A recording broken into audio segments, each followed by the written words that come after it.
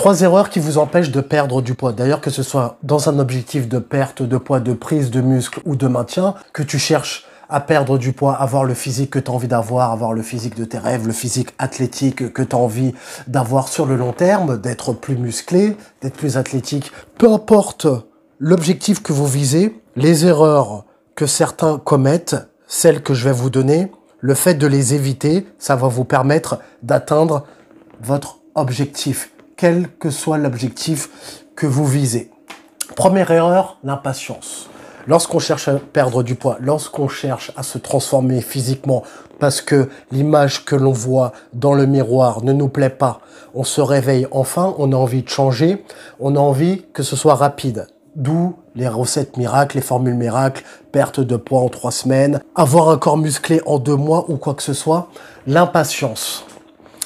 Lorsqu'on est impatient, lorsqu'on est trop pressé d'atteindre nos objectifs, qu'est-ce qui se passe? On peut se décourager, on commence à se regarder dans la glace tous les jours, on ne voit pas de résultats, on ne voit pas de changement et on se décourage. Si tu te regardes dans la glace tous les jours, ce qui va se passer, c'est que tu ne verras pas la transformation. La transformation, tu ne la verras pas à vue d'œil. Tu ne la verras pas en un claquement de doigts. Lorsque j'ai entamé une perte de poids, parce que moi aussi à l'époque, j'avais pris du ventre, je m'étais empâté, on se moquait de moi. Mes proches se moquaient de moi parce que je faisais de la muscu, j'avais un gros ventre, du coup j'avais fait une sèche pour pouvoir perdre du poids. Donc je vous parle de ça parce que je suis déjà passé par là, je vous parle pas de ça parce que j'ai vu des choses dans des bouquins ou peu importe. Quoique, je me suis quand même renseigné sur des bouquins en regardant des vidéos sur internet, mais j'ai expérimenté cela, la perte de poids. Je l'ai expérimenté, je suis déjà passé par là. Lorsque j'avais entamé ma sèche, pendant 2 mois, ce que je faisais, c'est que je ne me regardais jamais dans le miroir. Je ne me regardais jamais. Je m'étais dit, tu sais quoi, je me regarde pas dans le miroir. Lorsque je me rasais le matin, lorsque je me coiffais à l'époque où j'avais des cheveux, peu importe, je faisais tout cela avec un t-shirt. Je ne me mettais pas torse nu, je ne me regardais pas dans le miroir. J'évitais de me regarder dans le miroir le plus possible. Pourquoi?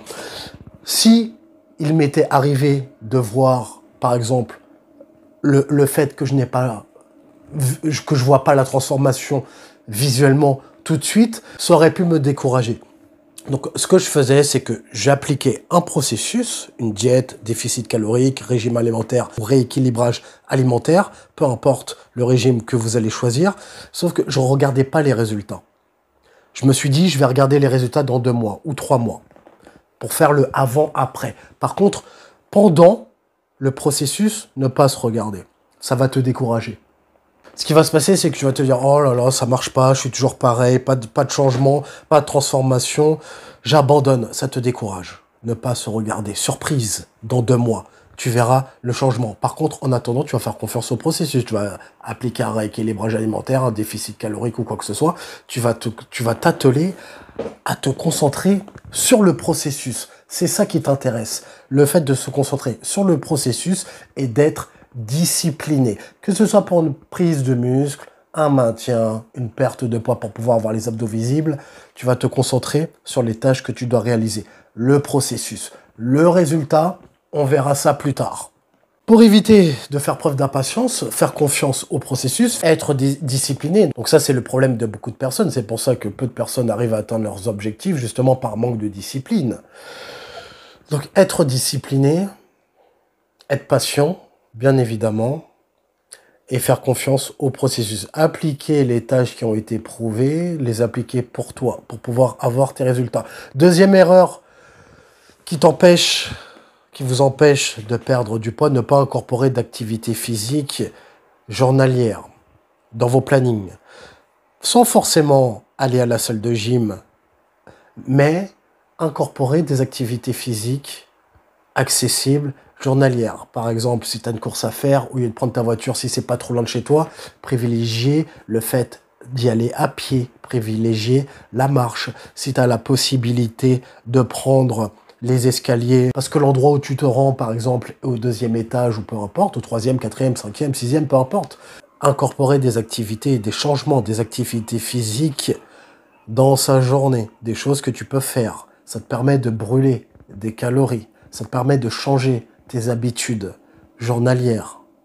Additionné au fait de changer tes habitudes alimentaires par rapport à ce que tu faisais avant, ça va te permettre de brûler plus de calories. Et bien évidemment, ajouter une activité physique sportive. Faire du sport. Mais même sans faire du sport, même sans aller à la salle de gym, tu as la possibilité de perdre du poids en incorporant des activités physiques simples. Par exemple, 30 minutes de marche après manger, pendant ta pause. Pendant que tu es au téléphone avec ta femme, par exemple, au travail, pendant ta pause déjeuner. C'est un exemple que je te donne, tu l'appelles, tu fais ta marche en même temps. Ça permet de joindre l'utile à l'agréable. Pareil, à la salle de sport, si tu aimes regarder des séries, chose que je conseille, quand tu es à la salle de gym, sur ton tapis de course, tu mets ta série, tu mets une vidéo YouTube ou peu importe, pendant que tu es en train de faire ta marche. Tu vois, tu ne sens pas le fait que tu es en train de dépenser des calories, parce que tu ajoutes un côté ludique à cela. Troisième erreur qui t'empêche de perdre du poids, le manque de sommeil.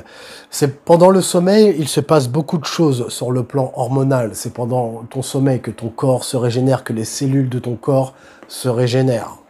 Que ce soit pour prendre du muscle, pour la construction musculaire, ou que ce soit pour favoriser la digestion, donc l'élimination de ton organisme. Important de bien dormir. Dormir, c'est 8 heures. Par nuit, idéalement, si possible. Le sommeil est important. C'est pendant ton sommeil que ton corps se récupère, que les cellules de ton corps se reconstruisent. Le sommeil est important. Quatrième erreur qui vous empêche de perdre du poids. Les excuses. Se trouver des excuses. Se chercher des excuses. C'est pas de ma faute, c'est ma génétique. C'est pas de ma faute, c'est ma maladie. Écoutez, la victimisation, vous connaissez, moi, c'est pas chez moi ici. La victimisation, si tu veux rester ici, on n'est pas dans la victimisation. Tes problèmes, tes galères, moi j'en ai rien à foutre. C'est pas mon problème. Ta génétique, c'est pas mon problème. Va voir un médecin, va voir des chaînes un petit peu plus soft qui te caresseront dans le sens du poil en te disant c'est pas de ta faute, t'inquiète pas. Non, ici non, c'est de ta faute. Tout est de ta faute. En appliquant les conseils que je t'ai donnés, c'est mathématique. Si tu fais un déficit calorique, si tu brûles plus de calories que ce que tu consommes, c'est mathématique, tu vas perdre du poids. Et inversement, si tu consommes plus de calories que ce que tu brûles, tu vas prendre du poids. C'est mathématique. Il n'y a pas de secret. Si tu changes tes habitudes alimentaires, si tu incorpores des activités physiques dans ta journée, c'est mathématique. Il n'y a pas de secret. Donc, pendant que certains se cherchent des excuses, d'autres personnes ne se chercheront pas d'excuses, vont appliquer dans l'ombre, sans chialer, sans se plaindre, et eux auront des résultats. Et eux auront le physique qu'ils auront envie d'avoir. Donc, on ne se cherche pas d'excuses. Est-ce que tu vas être un loup ou une brebis? On fait les actions qui doivent être nécessaires. En description, si tu veux aller plus loin, bien évidemment, tu as mes formations. Tu as ma formation gratuite qui te mettra un pied à l'étrier. Puis si tu veux aller plus loin avec moi, tu as les formations payantes, forcément. Prise de muscle, perte de poids, maintien, comment rester régulier sur le long terme. Et comme disait Denzel dans Training Day, est-ce que tu préfères être un loup ou une brebis? Prends une décision.